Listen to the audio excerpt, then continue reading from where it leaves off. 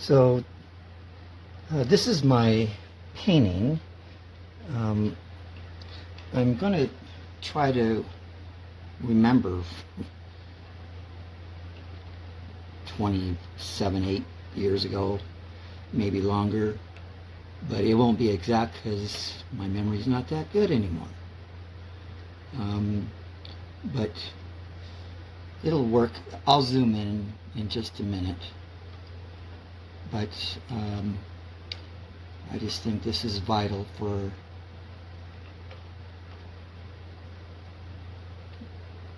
my daughter. She's very artistic. On a previous video, I kind of mentioned that she, even though I was a teacher and I taught anywhere from kindergarten to college, she would not let me teach her anything. A very independent woman, which I admire, just like her mother. But I'm figuring from the photograph that was done by the museum photographer Dick Meyer, and this painting will give her an idea what her old dad used to do for a living at one point in time before he became an educator. And it probably won't look exactly like the one that I did so long ago. Maybe it'll look better. I have grown, and anyway, so you can see the process. I wish I could have showed the beginning parts. I'll just have to explain it because it does take some time. I used a very large brush and just did some downward strokes with a yellow ochre as a base, and then came in with some red oxide to and this is what it really looks like in real life at Mesa Verde, with the red streaks and the black stains that are coming down.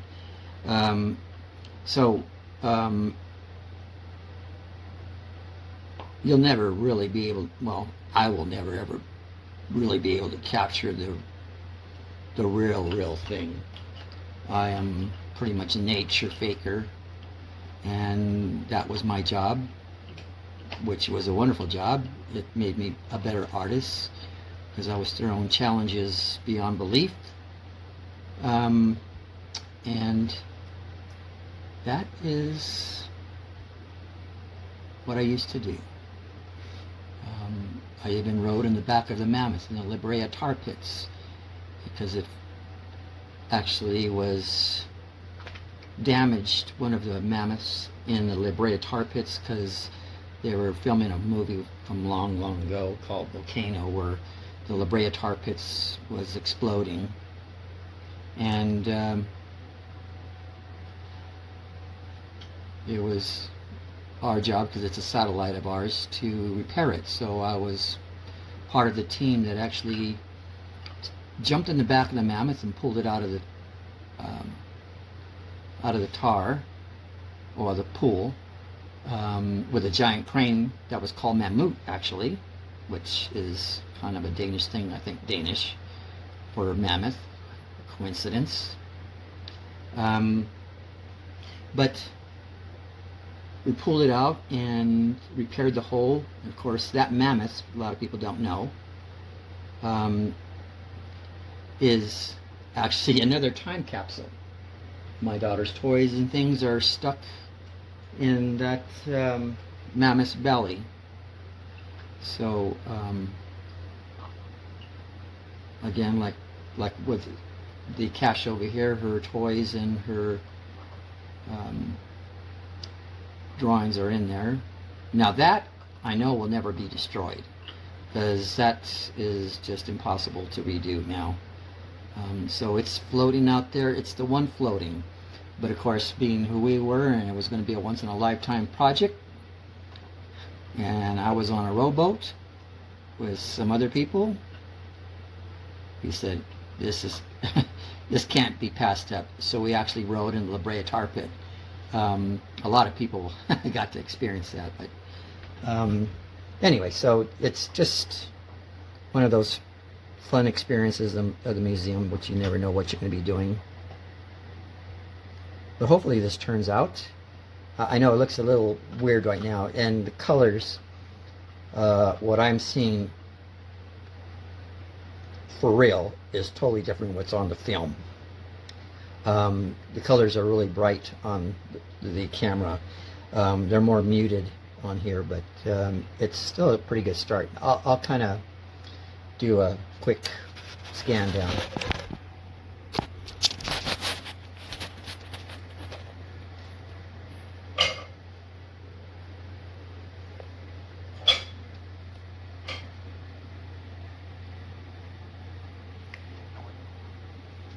The only thing I missed was Dr. Hardin said they used to have their children put their hands on the walls, and they used to throw paint at it, so it was an outline of their children's hands. And I was supposed to do that, but I don't know what happened. It just came up and other things came through, and she never got to put her prints on there. But of course it's gone now. Just one of the tragedies that happens. So this is the only thing I have from my project that I designed and made the models and the illustrations. I'm going to get in closer. Actually, it was done in 1993, so Lauren was actually 3 years old. Anyway, so this was done by the museum photographer Dick Meyer. But so this is the only thing I have, and my drawings and paintings and maquettes, small models, are in the museum maybe somewhere, but she'll never see them, so that's why I'm doing that painting, trying to remember. So this is actually 4 stories high. So this is 1 story, 2 stories, and then the rock face is actually another 2 stories high. Now I'm doing painting, a painting that's, I'm trying to remember what it looked like at the very top. So that's what I'm trying to do. Okay, so just giving you another update. Right now I'm kind of coming in. I'll explain what I did just in a minute here.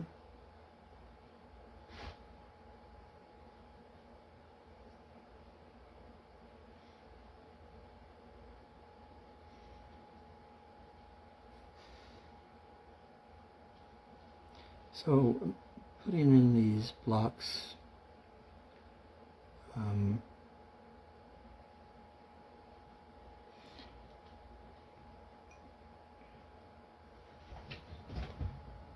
maybe go a little bit darker in a couple of areas.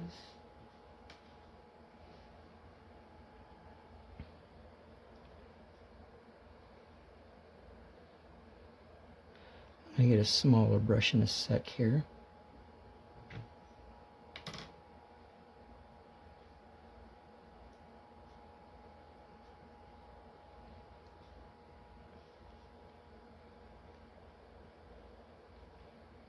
And as I said in the previous video, I'm doing this for my daughter. Right in here, I'm going to make this the cache that the ancient people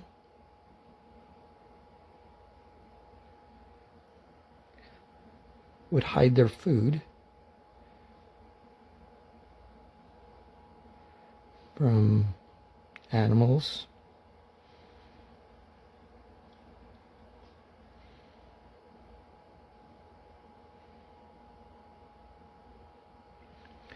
And this is where the time capsule used to be.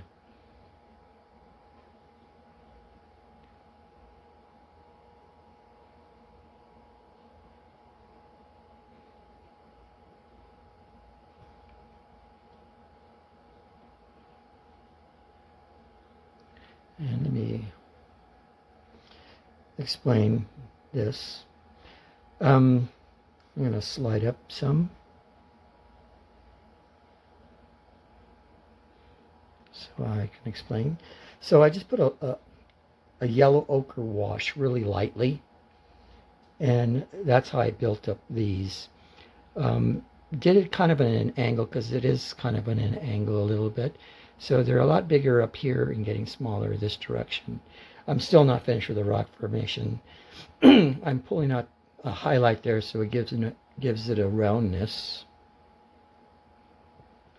I'll be working on the bricks on these, and just slowly building up stuff. Just trying to give you an update. And this is going to be in a part 1 and a part 2. So hopefully it'll make sense when you see it a little further on. Well, we become the instant gratification generation. And I'm sure glad I'm old school and I'll never change. I believe some things take longer than others. Just wanted to give you a slow roll of things here. I'm gonna just add a little bit more layers. These are, I guess, in some aspect washes, slowly building up my effect.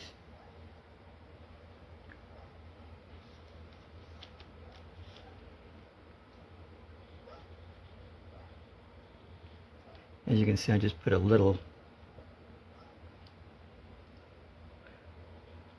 wash. I might have to go over this a little bit and blend. Watercolors is the most difficult medium, and that is why a lot of artists won't touch them. Most of them prefer the fast method. Mine is, I'm trying to show people what else you can do with watercolors and the techniques that I've used.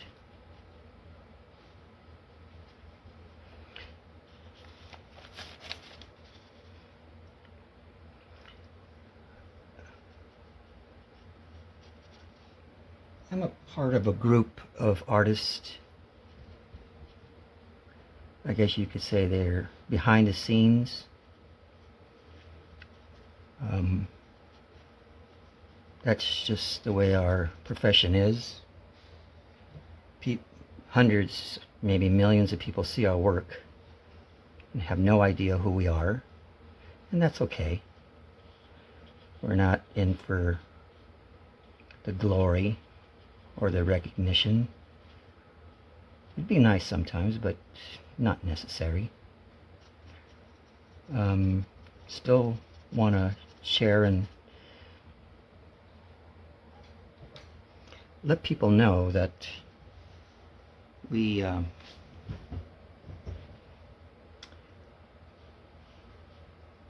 out there. The movie industry is notorious for this. Most people can name directors and assistant directors and producers and directors of, I guess I would call it, and this is a little bit dark. I'll be pulling out the colors. This is just to lay things down. Art directors, and they're extremely talented. But when you make a movie, there's hundreds and hundreds of people that are behind that no one will recognize. They may be recognized from other people in the industry.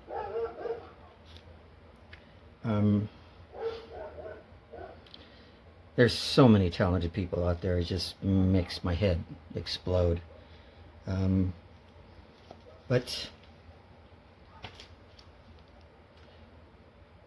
I don't know. I get frustrated sometimes, and what will happen is those people will just disappear. I myself will be that. But I am part of another group of artists. I am the artist that works in natural history museums, that build, create, paint, sculpt, design, that people have no idea because our names are not on anything.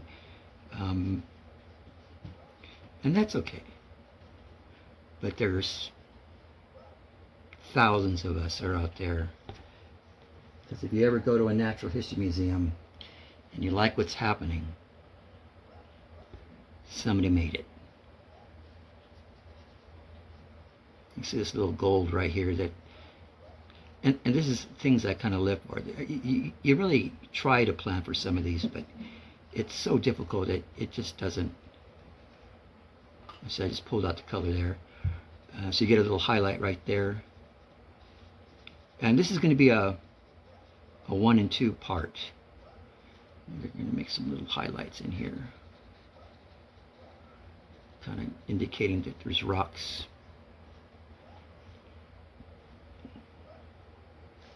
Now I may get some flack for my comments, but that's okay too.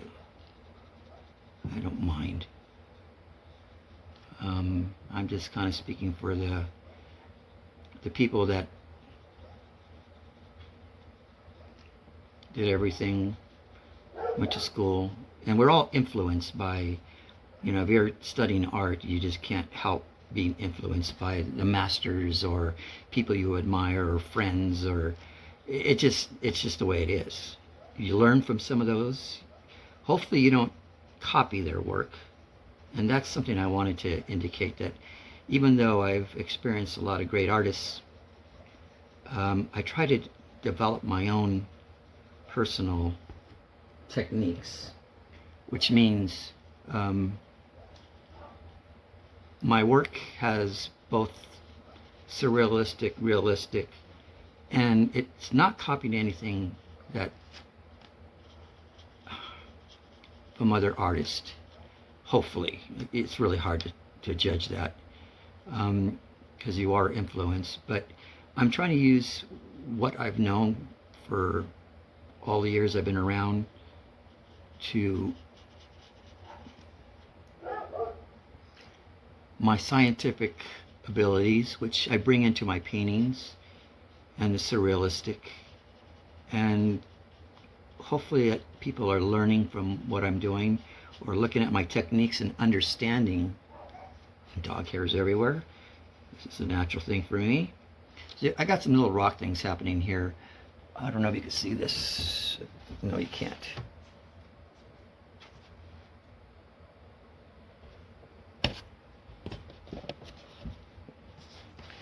Nope. I'm just going to go back to here.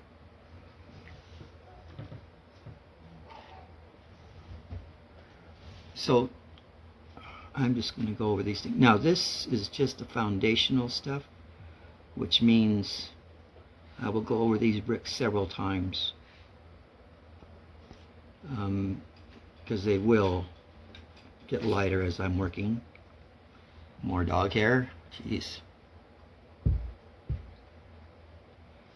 So I'm opinionated. I'm afraid that's just my MO. When you get old, that's what happens to you.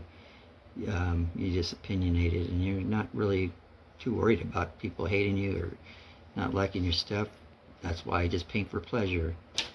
And and I'm enjoying painting again. And I haven't sculpted in a long time, but that's okay. Anyway, I'm going to stop yapping, and this is definitely going to be a part 1 and part 2. That I did a lot of talking on this one. So the next one will that's my dog on a bone. The next one will be a lot shorter. It'll just show the finish up of maybe a little bit of this bottom stuff and the finished product. So it'll be a very short part 2. But the great thing about these YouTube videos is you have the ability to speed forward. So if you don't like what I'm talking about or it offends you, just push fast forward and I won't be offended because I won't know anyway. So I'm just trying to teach what I know of many years of experience, and have a good day. Hello, I'm Steve Melendrez, a model maker, illustrator, scientific illustrator, sculptor, design natural history museum in Los Angeles. Done a lot of different things, but I'm going to be doing watercolor demonstrations of the techniques I've developed over the years. And it's going to go from a lot of different directions. And also I'm going to be doing videos, I call them video posters for my daughter. So a lot of stuff that I can leave to my daughter about her crazy dad. So I'm taking a lot of different directions, but mainly 3. So anyway, that's my introduction that I'm going to attach to everything I'm doing now, so I don't have to repeat this. Be careful out there.